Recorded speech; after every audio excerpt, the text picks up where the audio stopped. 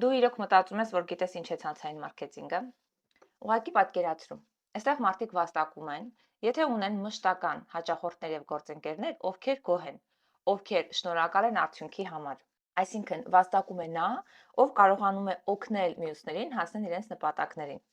Օրինակ իմ առավոտը սկսվում է նրանից, որ ես մտածում եմ, ինչպես կարող եմ օգնել իմ թիմին, ինչպիսի նոր աշխատանքային մեթոդներ եւ սիստեմա մշակեմ, սովորեցնեմ, մոտիվացնեմ, որպեսզի մարդիկ փող աշխատեն։ Ասացեք, ուրիշ որ բիզնեսում է ձեռներեցը այդպես տրամադրված իր աշխատակիցների հանդեպ։ Իդեպ, ես չեմ կարող մարդկանց աշխատանքից ազատել, ես չեմ կարող նախատել, պարտադրել, որ աշխատեն։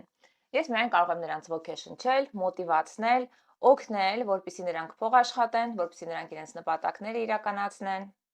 Դու այսպես ես պատկերացնում բիզնեսը։ Սա իսկական լիդերության մասին է, օգնության, աջակցության եւ թիմային հաջողություն գրանցելու մասին է։